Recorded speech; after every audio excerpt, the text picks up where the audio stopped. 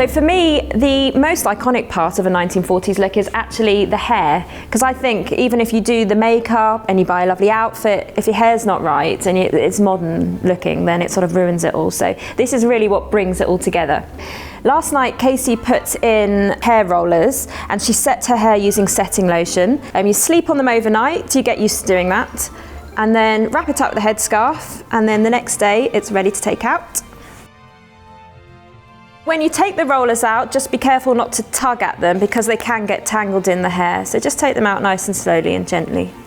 The reason you need to curl your hair for a 1940s hairdo is because a lot of the styles are based around the shapes that the rollers and the curls make. So once you've got those already done, it's just a matter of techniques of brushing and pinning. Okay, so what we're going to do today, I think, is we'll pin the top up, we'll do some rolls at the top. So the first thing I'm going to do is just partition from behind the ears. So we've got a front section here. And then this is also really important and it makes things a lot easier. This is actually a back combing comb. So I'm just going to do that to get texture. And she's going to look a little bit crazy for a while. We'll just smooth the front down like so. And then really I just kind of wrap it around my finger to create a roll and then play with the placement of it like that. So once you're happy with where it's going, you can just pin it into place. Repeat on the other side, and then you can play with the placement of the rolls. So before I move on to the back, I'm just gonna secure that front bit.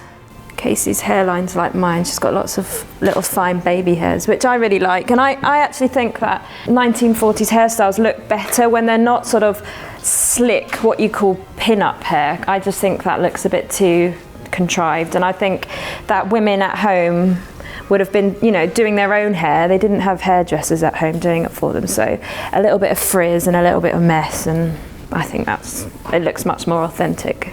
So for the back, as you can see, we've just brushed out the curls, and what we'll do now is we'll roll the back of Casey's hair up, and this is a kind of style that became popular because this was how women were instructed to wear their hair in the services as well, and it just meant that it was back off their face.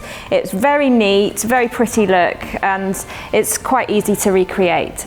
A way that women would recreate this look was by using something that they called a rat, and a rat was made using their own hair. Now these days you don't have to do that because you can go on the high street and you can buy one of these, which starts life as a donut, and many people use them to create a bun, but a lot of them come like that, and basically you just use that to create the roll at the back of the head.